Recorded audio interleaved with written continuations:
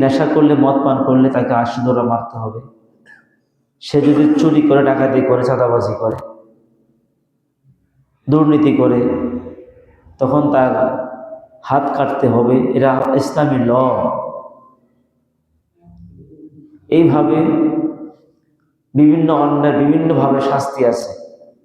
কেউ কাউকে হত্যা করলে তাকেও আদালত তাকেও হত্যার অর্ডার করবে। প্রিয় ভাইয়েরা, ইসলামী ল যেখানে আছে সেটা সরাসরি প্রয়োগ হয়ে যাবে। আর যদি কোনো অমুসলিম আমাদের মাঝে অন্যায় কাজ করে, তাকেও বাধা সৃষ্টি করতে হবে। আর আমরা জানি শিরিক একটা বড় অপরাধ। ইন্না শিরকা লাযুলমুন আযীম। শিরিক একটা মস্ত বড় অপরাধ। কেউ যদি শিরিক করে, এখন তাকে আমরা বাধা দিব, কিন্তু অমুসলিম শিরিক করলো, অমুসলিম পূজা পার্বণ করলো, যে কথাগুলো আগেও বলেছিলাম, তাদেরকে আমাদেরকে বোঝাতে হবে। ইব্রাহিম আলাইহিস সালাম তিনি মূর্তির ঘরে গিয়ে সরাসরি এগুলোকে ভেঙে ফেলেছিলেন আল্লাহর নির্দেশে। মা লাকুম লা তানতিকুন, কেন তোমরা কথা বলো না, খাচ্ছ না কেন? দরবাম বিল ইয়ামিন, striking with the right hand, মানে সে ডান হাত দিয়ে জোরে জোরে আঘাত করলেন। আঘাত করে মূর্তিগুলোকে ভেঙে ফেললেন। আল্লাহু আকবার। যখন তারা আসছে, কে ভাঙলো?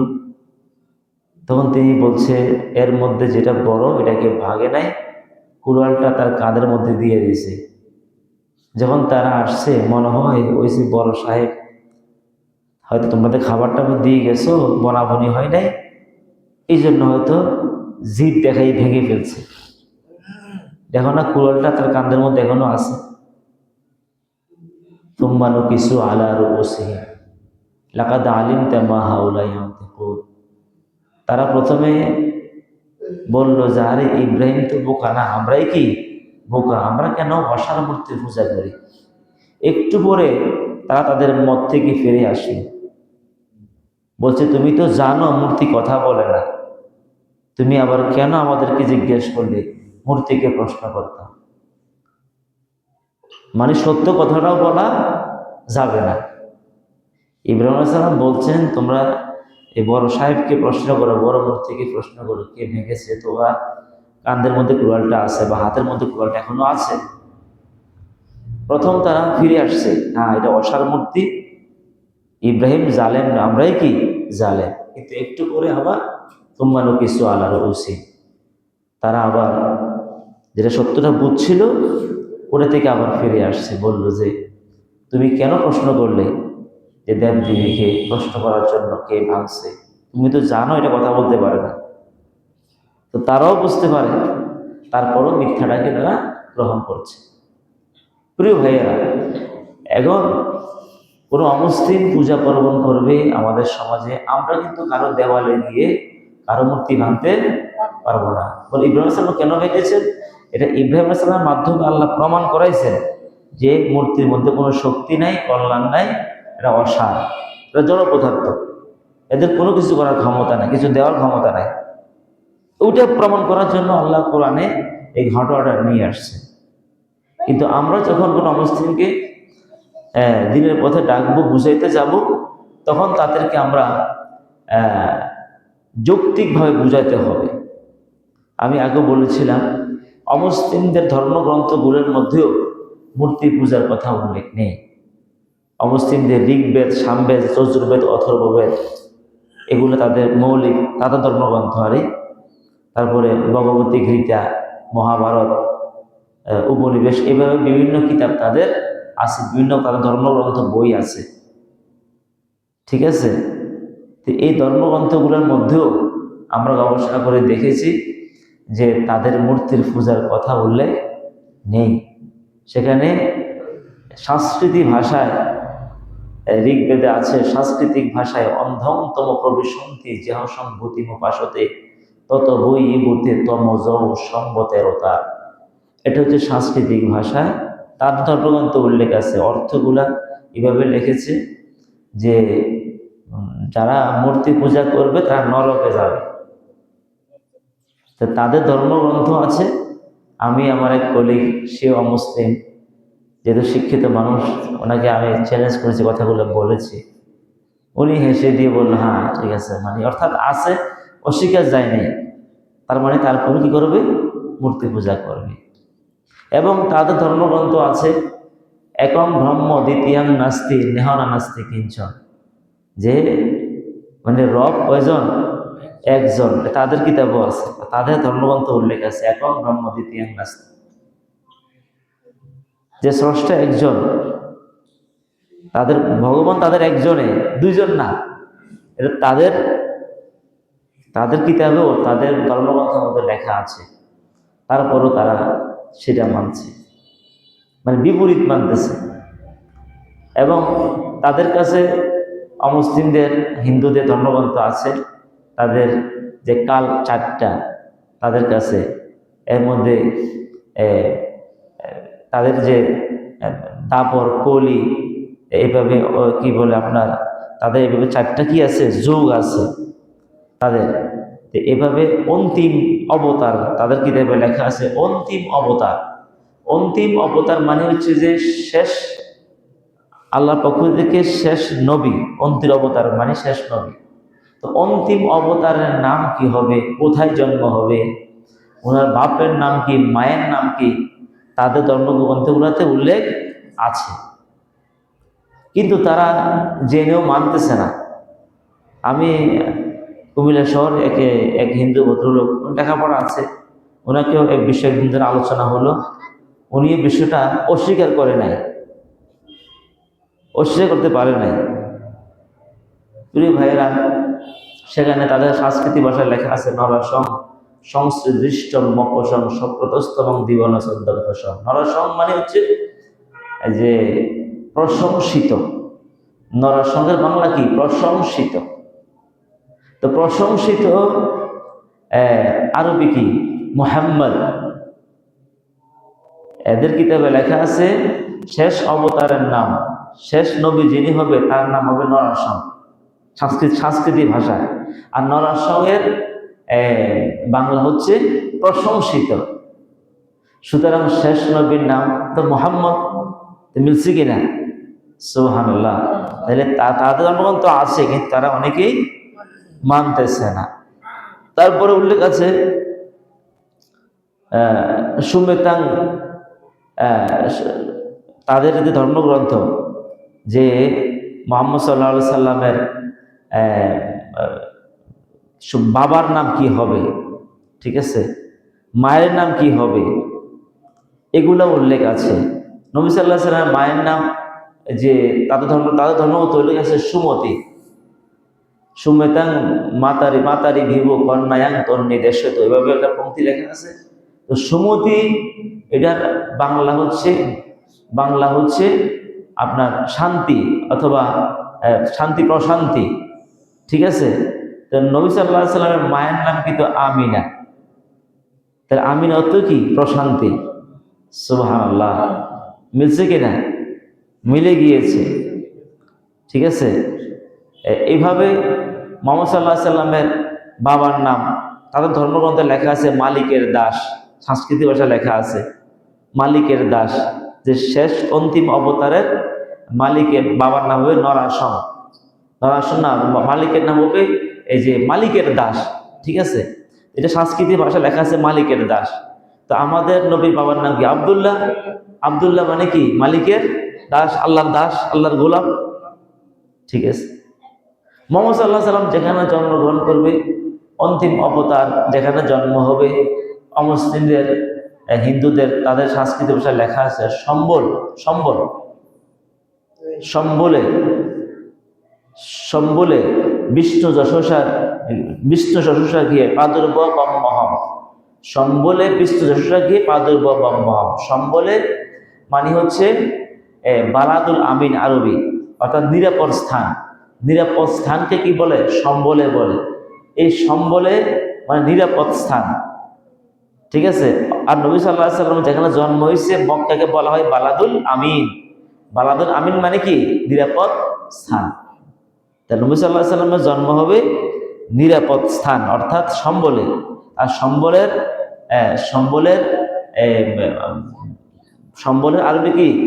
আরবি হচ্ছে বালাদুল আমিন।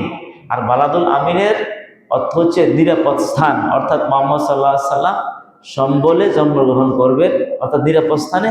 বালাদুল আমিন মানে মক্কাতে জন্মগ্রহণ করবেন। সুবহানাল্লাহ বলে। এইভাবে দেখা যায় নবী সাল্লাল্লাহু আলাইহি সাল্লামের বিষ্ণু যশোসা মানে কি? নবী সাল্লাল্লাহু আলাইহি সাল্লামের বাবার নাম বিষ্ণু। বিষ্ণু বিষ্ণু মানে কি? বিষ্ণু কি বলছি? মানে মালিকের দাস, মালিকের দাস।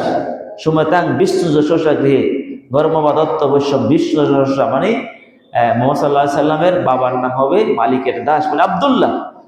সুবহানাল্লাহ বলেন, সুবহানাল্লাহ। তার মানে প্রত্যেকটা কথা তাদের ধর্মগ্রন্থ উল্লেখ আছে মুহাম্মদ সাল্লাল্লাহু আলাইহি সাল্লামের জীবনী নিয়ে, এবং ওনার জন্মস্থান এবং মূর্তি পূজা যে এটা কুফরি বা শিরিক, এজন্য জাহান্নামে যাওয়া লাগবে, এবং আল্লাহ যে এক, এই কথাগুলো তার ধর্মগ্রন্থ উল্লেখ আছে, কিন্তু তারা অনেকে সেটা মানছে না। হ্যাঁ, আপনি যদি যৌক্তিক দিয়ে তাদের কিতাবের প্রমাণ দিয়ে বুঝাইতে পারেন, তাহলে এর দ্বারা কিন্তু আমরা তাদেরকেও দিন সম্পর্কে আমরা জ্ঞান দিতে পারবো। এই জন্য অমুসলিমদেরকেও আমরা দিন বুঝাতে হবে। অমুসলিমদেরকেও তাদের প্রয়োজনে তাদের ধর্মগ্রন্থ যে কথাগুলো আছে এগুলো আমাদেরকে জেনে তাদেরকে বুঝাতে হবে। তাহলে ইনশাআল্লাহ তাদের প্রতি আমাদের দাওয়াতি কাজটা হবে। আল্লাহ তাআলা আমাদেরকেও দিনের সকলকে দাওয়াত দেওয়ার তৌফিক দান করুক, আমিন বলে। সবাইকে দাওয়াত দেওয়া লাগবে। কেন জানেন? ওই যে হাইডিং দ্য ট্রুথ, সত্য গোপন রাখা, এটাও শাস্তি আসার কারণ। তো সত্য গোপন রাখা যাবে না। আচ্ছা বলুন দেখি, মুহাম্মদ সাল্লাল্লাহু আলাইহি সাল্লাম শুধু কি আমাদের মুসলমানদেরই নবী নাকি অমুসলিমদের নবী? সবার নবী। কুল ইয়া আইয়ুহান নাস, আল্লাহ তাআলা আল্লাহ হাবিব সাল্লাল্লাহু আলাইহি সাল্লাম কোরআনের মধ্যে এইভাবে আপনার বুঝের কথাটা আল্লাহ উল্লেখ করেছেন, হে মানুষেরা, ইন্নী রাসূলুল্লাহ ইলাইকুম জামিআ, ইন্নী রাসূলুল্লাহ ইলাইকুম জামিআ, আমি সবার জন্য নবী। শুধু যে মুসলমানদের জন্য নবী তা না, আমি সবার জন্য, গোটা মানবতার জন্য আমি সবার জন্য নবী। জোরে কোন সুবহানাল্লাহ। নবী সাল্লাম সবার নবী। ওয়ামা আরসালনাকা ইল্লা রাহমাতাল লিল আলামিন, আয় মুহাম্মদ সাল্লাল্লাহু আলাইহি ওয়াসাল্লাম, हमने तुमको तमाम जहान के लिए रहमत बनाकर भेजाई। সবার জন্য রহমত, শুধু যে মুসলমানদের জন্য রহমত তা না, সবার জন্য কি রহমত। তায়েফের ময়দানে যখন আল্লাহর হাবিবকে যখন কাফেররা পাথর মেরে রক্তাক্ত করে ফেললেন, এত বেশি পাথর মারলেন তায়েফের জমিনে, যেই তায়েফের রাস্তাগুলোতে কয়েকটা রাস্তাতে নবীকে পাথর মেরেছে, সেখানে আমি গিয়েছি, আমাকে আমার আত্মীয় সেখানে থেকে আমাকে দেখিয়েছে, এই বিভিন্ন জায়গাতে নবীকে পাথর মেরেছে আমরা জানতে পেরেছি। রাস্তার পাশের পাহাড়ি এলাকা, কিছু কিছু পাহাড় এখনো মনে হয় যেন লাল, মানে আমার কাছে মনে হচ্ছে নবীর রক্ত সাক্ষী দিচ্ছে। প্রিয় ভাইয়েরা, যখন জিব্রাইল আসছে নবীজির পায়ের সাথে জুতা মুবারক রক্তের কারণে লেগে গেছে, নবী সাল্লাল্লাহু আলাইহি ওয়াসাল্লামের জামা মুবারক দেহের সাথে লেগে গেছে। হযরত জিব্রাইল আসছে, এসে বলছে, হুজুর আপনি আদেশ করেন এই তায়েফের পাহাড়গুলো এনে এই তায়েফবাসীকে মাটির সাথে মিশিয়ে দেব। আল্লাহ নবী সাল্লাল্লাহু আলাইহি ওয়াসাল্লাম বলছেন, না, তাদেরকে মেরে ফেললে হতে পারে তাদের পরবর্তী জেনারেশন, তারাও তো আমার কথাগুলো মানতেছে না, তাদের পরবর্তী জেনারেশন হয়তো আমার কথাগুলো মানবে, অথবা তাদের জ্ঞান ফিরে আসবে, অর্থাৎ তারা যখন বিবেক ফিরে আসবে, তারা হয়তো আমার কথাগুলো বুঝবে। নবী সাল্লাল্লাহু আলাইহি ওয়াসাল্লাম মারতে নিষেধ করেছেন। সুবহানাল্লাহ বলবেন না? রাহমাতুল লিল আলামিন, কি মায়া ছিল মুহাম্মদ সাল্লাল্লাহু আলাইহি ওয়াসাল্লাম, মারতে নিষেধ করেছেন। প্রিয় ভাইয়েরা, ঠিকই পরবর্তীতে তাদের পরবর্তী জেনারেশন ইসলাম গ্রহণ করেছেন, ইসলাম গ্রহণ করেছেন। প্রিয় ভাইয়েরা, এই জন্য মুহাম্মদ সাল্লাল্লাহু আলাইহি ওয়াসাল্লাম যে শুধু যে মুসলমানদের নবী তা না, সবার কি নবী। কাফেররা মুহাম্মদ সাল্লাল্লাহু আলাইহি ওয়াসাল্লাম উম্মতের দাঈ, অর্থাৎ দাওয়াতের দিক দিয়ে তারা উম্মত। আমরা মুহাম্মদ সাল্লাল্লাহু আলাইহি ওয়াসাল্লামের উম্মত ইমানদার হিসাবে, আর তারা দাওয়াতের দিক দিয়ে তারাও কি উম্মত, অর্থাৎ তাদেরকেও নবী সাল্লাল্লাহু আলাইহি ওয়াসাল্লাম দ্বীনের দাওয়াত দিচ্ছেন। এই কোরআন কি শুধু আমরা যদি মুহাম্মদ সাল্লাল্লাহু আলাইহি ওয়াসাল্লাম কাফেরদেরকে, যারা অমুসলিম, তাদেরকে বুঝাইতে না পারি, বলতে না পারি যে আমাদের নবী মুহাম্মদ সাল্লাল্লাহু আলাইহি ওয়াসাল্লাম যেমন আমাদের নবী, তিনি তোমাদেরও কি নবী, এ কথাগুলো তাদেরকে বলতে হবে। আমাদের আশেপাশের জন্য অমুসলিম থাকবে, হিন্দু বৌদ্ধ খ্রিস্টান যে থাকুক না কেন, মানুষ হিসাবে তাদেরকে ভালোবাসবো। তাদের অপরাধগুলোকে, কুফরিকে আমরা ভালোবাসবো না। সে এজেমেন মানুষ, সে একজন মানুষ। আর মানুষ মানে আশরাফুল মাখলুকাত, শ্রেষ্ঠ সৃষ্টি, শ্রেষ্ঠ সৃষ্টি হিসাবে তাকে ভালোবাসি। আমরা পাপকে ঘৃণা করব, কিন্তু পাপীকে ঘৃণা করব না, কারণ সে না বুঝিয়ে তো পাপ করছে, তার পাপটা অপরাধ। সে মানুষ, তাকে আল্লাহ বানাইছে। এই জন্য তাকে দিন বোঝানোর জন্য আমরা বিভিন্নভাবে কৌশল অবলম্বন করতে হবে, বিভিন্নভাবে আমাদেরকে চেষ্টা করতে হবে। তাহলে আমরা ইনশাল্লাহ ওই যে আল্লাহ তাআলার বিধান যে সত্য গোপন রাখা যাবে না। আমি একই সাথে আপনার কলিগ একই এলাকা থাকে, একই বাজার করেন, অমুসলিম, কোনোদিন তাকে ইসলামের দাওয়াত দিলেন না, বুঝাইলেন না, এই জন্য আপনাকে জবাবদিহি করতে হবে আল্লাহর দরবারে।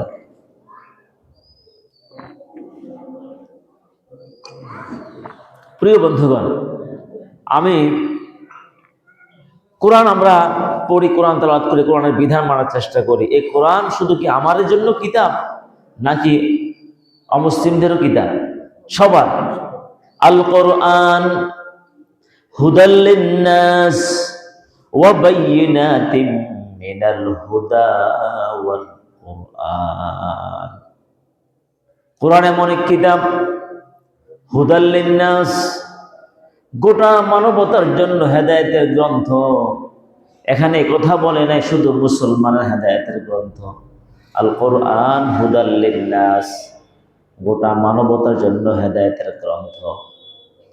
এই কোরআন যে মুসলিমের কিতাব, এটা বোঝাতে হবে। আমাদের জন্য যেমন কোরআন, অমুসলিমদের জন্য একই কোরআন, একই কিতাব, এই বিষয়টা তাদেরকে বুঝাতে হবে। প্রিয় ভাইয়েরা, অমুসলিমদেরকে কোরআন দেওয়ার জন্য তাদের ওযু লাগবে না, গোসলও লাগবে না। আমরা যখন কোরআন পড়ব, অধ্যয়ন করব, কোরআনটা ধরে পড়ার চেষ্টা করব, তখন আমাদেরকে পবিত্র দেহ থাকতে হবে। কিন্তু অমুসলিমদের ক্ষেত্রে বিষয়টা এমন না, কারণ তারা তো ইমানদারে না। ইমানদার তো নাপাক, যার মধ্যে ইমান নাই সে কি? ইমান নাই তো সে নাপাক, ইমানে নাই।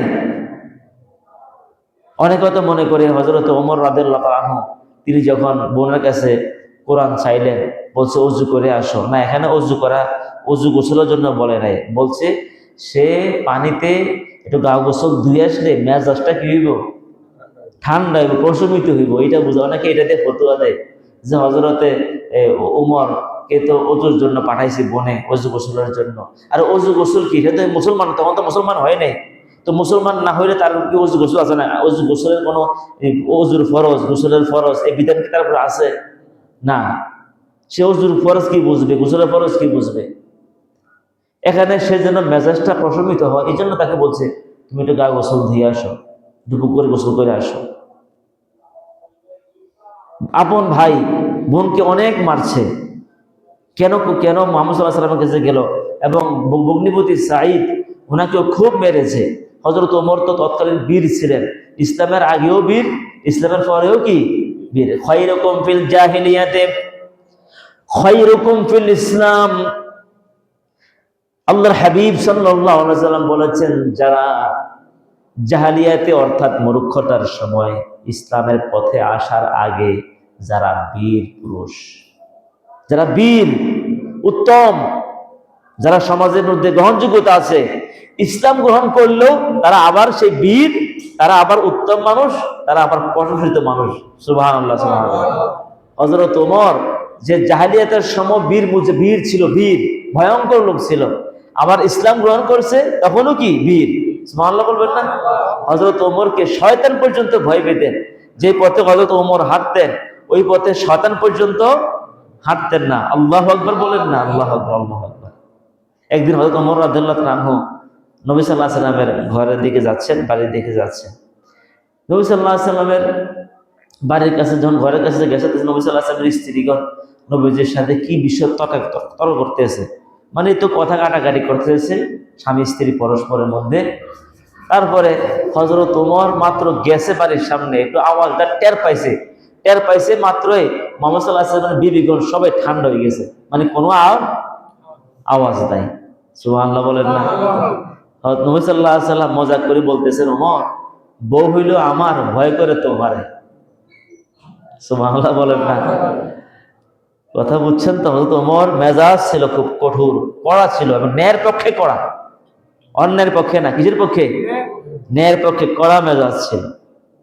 যখন ইসলাম গ্রহণ করছে হযরত ওমর, সবাই গেছে গোপনে হিজরত করে। সবাই কিভাবে হিজরত করছে? গোপনে গোপনে হিজরত করছে। হযরত ওমর বলেছেন,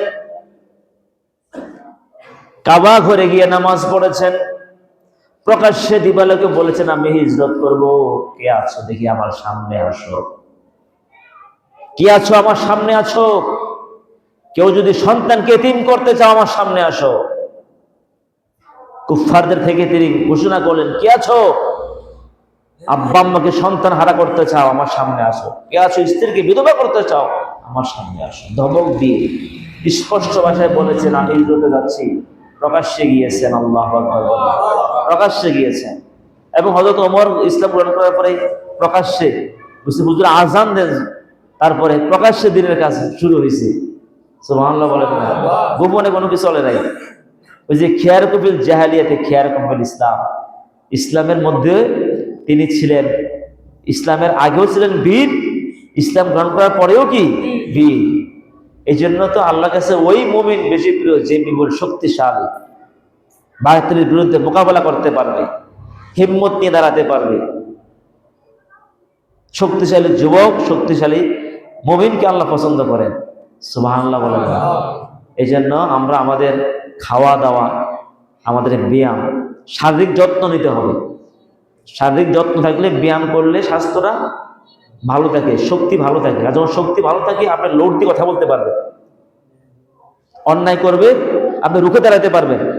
আর যদি শরীর দুর্বল, ডায়াবেটিসের শেষ, খাওয়া দাওয়া কন্ট্রোল নাই, ঠিক আছে, হাড়ের সমস্যা, কিডনির সমস্যা, আপনি কি দাঁড়াতে পারবেন বাতিলের মোকাবেলায়? আপনি সাহস করবেন না। এই জন্য শক্তিশালী যুবক, শক্তিশালী মুমিন আল্লাহর কাছে প্রিয়। সুবহানাল্লাহ বলেন। আমার ভাইয়েরা, হযরত ওমর যখন দেখলেন বোন এবং ভগ্নিপতি, তারা তো মনে হয় মুসলমান হয়ে গেছে, কোরআন পড়তেছে, যাচ্ছিলেন মূলত মুহাম্মদ সাল্লাল্লাহু আলাইহি ওয়াসাল্লামকে হত্যা করতে। হযরত ওমর যাচ্ছিলেন মুহাম্মদ সাল্লাল্লাহু আলাইহি ওয়াসাল্লামকে হত্যা করার জন্য। তখন প্রতিমধ্যে ওনার এক বন্ধু বলেছেন, নাইম নামে এক বন্ধু বলেছেন, তুমি কোথায় যাও? মুহাম্মদের কল্লা ফেলে দিতে। নাউজুবিল্লাহ বলেন। কয় মুহাম্মদের কল্লা ফালানোর আগে আগে নিজের ঘর সামলাও। এটা উদ্দেশ্য হলো বোন ভগ্নিপতিকে মারা উদ্দেশ্য না, তার পত্রাকে একটু বাধা সৃষ্টি করা। কারণ তাকে তো জোর করে বাধা দেওয়া যাবে না, তাকে ধরে রাখা যাবে না। এই জন্য কৌশলে তার ঘরের কথা তুলে ধরছে। তুমি মুহাম্মদ সাল্লাল্লাহু আলাইহি সাল্লামকে মারতে যাচ্ছ, ঘরের খবর রাখছো, তোমার ঘরেও তো মুহাম্মদের দলের লোক হয়ে গেছে। আর এদিক দিয়ে বন্ধু নাইম, তিনিও কিন্তু মুসলমান হয়ে গেছে। সুবহানাল্লাহ বলেন।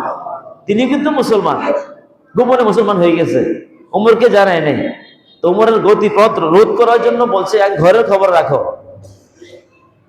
এবার দ্রুত চলে গেল বোনের বাড়িতে, গুনগুন করে কি পড়তেছে। গিয়ে তো মায়ের এত বেশি মেরেছে, রক্তাক্ত হয়ে গেছে বোন এবং ভগ্নিপতি। বোনের আপন বোন, একে বাবার একে মায়ের সন্তান, রক্ত দেখে মনটা গলে গেল। বোনকে বলল, বোন তুমি কি পড়ো দেখি। তখন বোনে বলছে, ভাই তোমাকে দেয়া যাবে না। না আমাকে দিতে হবে, না দেয়া যাবে না। কারণ অমুসলিম যখন তার মেজাজ গরম থাকে তখন তার হাতে কোরআন দেওয়া যাবে না, না হলে শুধু ফেলে দিবে অথবা পায়ের নিচে দিবে, রেখে লাঞ্ছিত করবে, অপমান করবে। এই জন্য বলছে, ভাই তুমি গোসল করে আসো, গোসল করে আসো, মানে পুকুরে গিয়া তোমার গায়ে গোসল করে আসো। উদ্দেশ্য হলো পবিত্রতা না, উদ্দেশ্য হলো তার মেজাজটা ঠান্ডা হওয়ার জন্য, প্রশমিত হওয়ার জন্য মেজাজটা কারণ সে তো ওযু গোসল তার শরীয়তের বিধান তার উপরে অর্পিত হয় নাই। ওযু গোসলের ফরজ তার উপরে জারি হবে না, কারণ সে নিজে তো নাপাক। ওযু গোসল করলেও কি হবে না? পবিত্র হবে না। এবার সে গোসল করে আসলেন, বোন থেকে যখন কোরআনের অংশটা নিলেন, তহা পড়তেছেন আল্লাহর কালাম থেকে। কোরআন যখন পড়া শুরু করলেন, কোরআন তেমন এক কিতাব, কোরআন মানুষের হৃদয় পর্যন্ত তার তাসির, তার প্রভাব পৌঁছে যায়। সুবহানাল্লাহ। পড়ার সাথে সাথে হৃদয়টা গলে গেল, এত সুন্দর কিতাব, মনটা গলে গেল। এবার বোনকে বলছি, বোন চলো, সেই নবীর কাছে তোমরা কালিমা পড়েছো, আমিও যাই। হযরত ওমর রওনা করলেন মুহাম্মদ সাল্লাল্লাহু আলাইহি ওয়াসাল্লামের দরবারে। একটু আগেও তো যাচ্ছিলেন, তখন তো যাচ্ছিলেন কল্লা ফেলে দেওয়ার জন্য। এখন কোরআনের ছোঁয়া পাওয়ার কারণে, প্রিয় ভাইরা, কোরআনের ছোঁয়া যারা পাবে তারাই হেদায়েত পাবে। সুবহানাল্লাহ। ডেভেনফোর্ড একজন বিজ্ঞানী, যে খ্রিস্টান, সে কোরআনের ভুল ধরার জন্য আসছিল, কোরআনকে ভুল ধরতে আসছিল। ভুল ধরতে আইসা লোকটা মুসলমান হয়ে গেছে। সুবহানাল্লাহ। সাম্প্রতিক ঘটনা। ডক্টর গ্যারি মিলার, তিনি একজন খ্রিস্টান ধর্মযাজক। মরুভূমিতে কোরআন নাজিল হয়েছে কবের কথা? 1400 বছর আগে, 1500 বছর আগে। কোরআন কি এখন চলে নাকি? মরুভূমিতে নাজিল হয়েছে, এটা আধুনিক যুগে কোরআন চলে নাকি? এবার সে কোরআনটা পড়লো, দেখলো, দেখে পরে দেখে, আরে আমাদেরকে তো ধর্মগুলোরা যা বুঝাইছে এরকম না। এবার কোরআনটা পড়ে দেখে, না, কিয়ামত পর্যন্ত পৃথিবী থাকবে, জ্ঞান ও বিজ্ঞান যত উন্নত হবে, কোরআনের চাইতে আধুনিক আর কিছু হতে পারে না। সুবহানাল্লাহ। বুঝতে পেরেছি। ডক্টর মরিস বুকাইলি কোরআনের ভুল ধরতে আসছিল। ডক্টর মরিস বুকাইলি সেই আরবি জ্ঞান শিখেছে, নাহু সরফ শিখেছে, বালাগাত মান্তিক শিখেছে, আরবি ভাষার উপরে পাণ্ডিত্য অর্জন করেছে, লুগাতগুলো ভালো করে শিখেছে। এবার সে কোরআনের ভুল ধরবে, লাল কলম হাতে নিয়েছে, কোরআন খুললো, চিন্তা করলো বড় সূরাটাই ধরি আগে। কোরআনের বড় সূরার নাম কি? সূরাতুল বাকারা। বলেন না, বড় সূরার নাম কি? সূরাতুল বাকারা খুললেন। আলিফ লাম মিম যালিকাল কিতাবু লা রাইবা ফীহি। আল্লাহু আকবার। আলিফ লাম মিম, কিছুইতে বুঝি না। আলিফ লাম মিম হরফুল মুকাত্তাআত, এগুলোর অর্থ কে জানে? আল্লাহ। আয়াতে মুতাশাবিহা, এগুলোর অর্থ আল্লাহ ছাড়া কেউ, লা ইয়ালামু তা'ওয়িলাহু ইল্লাল্লাহ, আল্লাহ ছাড়া ব্যাখ্যার কেউ জানে না, নবীদেরকেও জানান নাই। এটা কোরআনের ফার্স্ট ওয়ার্ড, আল্লাহই জানে। সে তো হতভম্ব হয়ে গেছে, কি রে, কি শিখলাম আরবি, প্রথমটাই তো বুঝি না। অর্থাৎ কোরআন তাকে একটা চর কষে মেরেছে, এমন চর কষে মেরেছে, সেই বুঝতে পারছে চরের লোডটা কত। জ্ঞানীরা বুঝে, ঠিক কিনা? সে বুঝতে পেরেছে কোরআনের লোড কত। চিন্তা করলো, সামনের দিকে যাই, দেখি না কি অবস্থা। সামনের দিকে পড়লেন, যালিকাল কিতাবু লা রাইবা ফীহি, এটা এমন কিতাব, this is proof, there is no doubt in it, এর মধ্যে কোনো সন্দেহ নাই, ভুলের সম্ভাবনাও নাই। আরেকটা স্বর কষে মরেছে আরেক গালের মধ্যে, দুই স্বর খাইয়া হতভম্ব হয়ে গেছে। চরটা কেমন, ধরনটা কেমন, সে নিজে বুঝতে পারছে, ঠিক না? সে বুঝতে পারছে, এটা অন্যরা বুঝবেও না, অন্যরা দেখবেও না, সে নিজেই বুঝছে চরটা কেমন, কোরআনের চর। তার জীবনের সকল জ্ঞান এখানে নিঃশেষ হয়ে গেল। বলছে এটা তো ভুলে নাই, ভুলের সম্ভাবনাও নাই।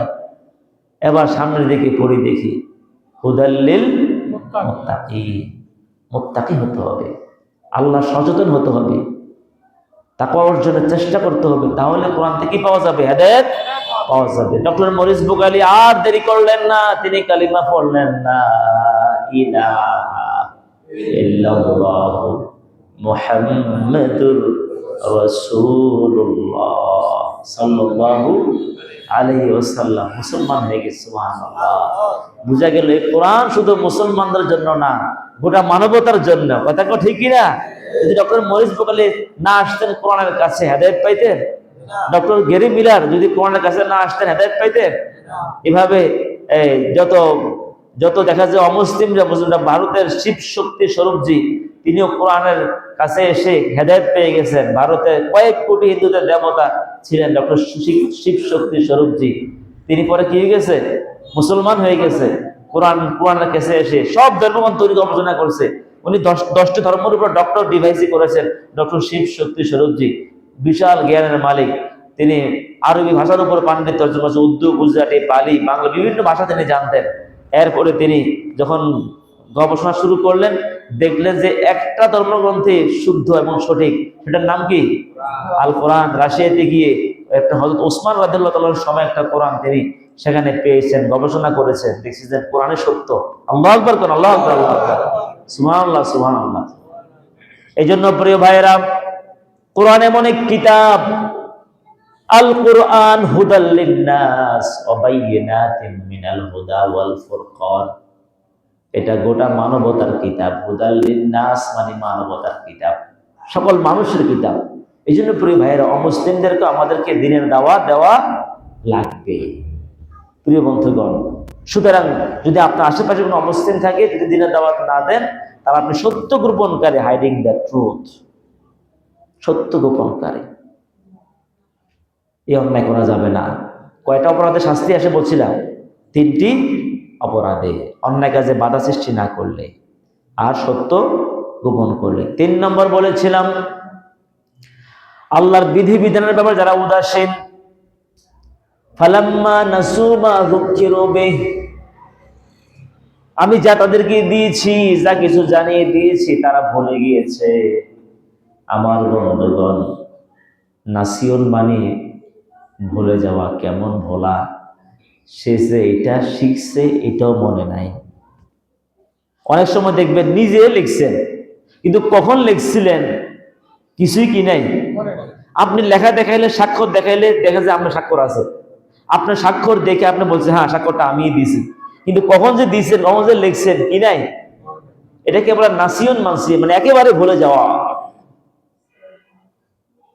যখন সে অন্যায় কাজগুলা করে, অশ্লীলতা নিষিদ্ধ, এই 30 নাইটে দেখা যায় অনেক অশ্লীলতা লিপ্ত হয়েছে, জানে নিষিদ্ধ, এমন ভাবে সে কাজটা করতেছে মনে হয় জানেও না। জানে সুদ খাওয়া হালাল না হারাম? কথা কোন, হালাল না হারাম? জানে সুদ খাওয়া হারাম, কিন্তু আনন্দ চিত্তে সুদ দিচ্ছে, নিচ্ছে, মানে এটা হারাম মনে জানেও না। আবার নামাজও আসে, আবার মসজিদেরও মাশাআল্লাহ খাদেম, কমিটিতে 1 নম্বর সদস্য। আমি আপনাদের কথা বলতেছি না, আছে না? বিভিন্ন জায়গাতে আছে না? জানে জবরদখল হারাম, রাষ্ট্রীয় সম্পদ দখল করে, আবার 1 নম্বর দানবীর, হজে করে এই যে অন্য জায়গা জমি দখল করছে, বোনের সম্পদ দখল করে মাইরে খাইতেছে। সৌদি আরবে গেছে বা দেশের বাইরে বিভিন্ন দেশে গেছে, মালিক মাইরে আইসা কোটিপতি হয়ে গেছে। কি আছে না এমন? মালিক মেরে আইসা আমি 100 কোটি টাকার মালিক হয়ে গেছে। এখন মাশাআল্লাহ বড় হাজী সাহেব, সে যে মালিকের সম্পদ আত্মসাৎ করে আসছে, 100 কোটি টাকা মাইরে আসছে, মনে যেন ভুলে গেছে, মনে নাই। কি আছে না? আছে না? মাশাআল্লাহ এখন তসবিহ নিয়ে বড় আল্লাহর ওলি হয়ে গেছে। আপনি কি মন খারাপ করতেছেন নাকি? আমার বেলা ব্যভিচার নিষিদ্ধ, অশ্লীলতা নিষিদ্ধ, দেখা যায় অশ্লীল কাজে লিপ্ত হয়ে গেছে, এটা যে হারাম মনে তার মনেই নেই। প্রিয় ভাইয়েরা, নামাজের সময় হয়েছে, আজান তার কানে গেছে, মসজিদের সামনে দিয়ে হেঁটে যাচ্ছে, মসজিদে আসে না। এত গাফেল, সে শুধু ভাবে জুমার নামাজটা পড়লেই তো চলে। কি ঠিক নয় কি? জুমার নামাজ পড়লেই তো কি চলে। মাগরিবের সময় মসজিদের সামনে হাঁটে যেতেছে, কি দরকার মসজিদে ঢোকা? মনে হয়েছে পুরা 7টা তার জন্য মসজিদে ঢোকা হারাম করে দিছে। মনে মুয়াজ্জিন সাহেব, ইমাম সাহেব তালা বন্ধ করে রেখেছে, সে তো মসজিদে ঢুকতেই হইব মাগরিবের সময়, এশারের সময়, আসরের সময়, এটা চিন্তাও করে না। ফাওয়াইলুল লিল মুসাল্লিন আল্লাযীনা হুম আন সালাতিহিম সাহুন। একেবারে নামাজের ব্যাপারে উদাসীন, উদাসীন। প্রিয় ভাইয়েরা, আদায় করতে হবে কয়েকটা নামাজ, বলেন যেরকম না কয়েকটা। এই জন্য আমাদেরকে আল্লাহর বিধিবিধান মানার ক্ষেত্রে উদাসীন হওয়া যাবে না। নামাজটা কবুল হওয়ার জন্য রিজিকটা কি হতে হবে, বলেন না, ইনকাম কি হতে হবে? হারাম উপার্জন করে নামাজ কবুল হবে না, রোজা কবুল হবে না, হজ কবুল হবে না। প্রিয় ভাইয়েরা, আল্লাহ বুঝার তৌফিক দিক, আমিন কর।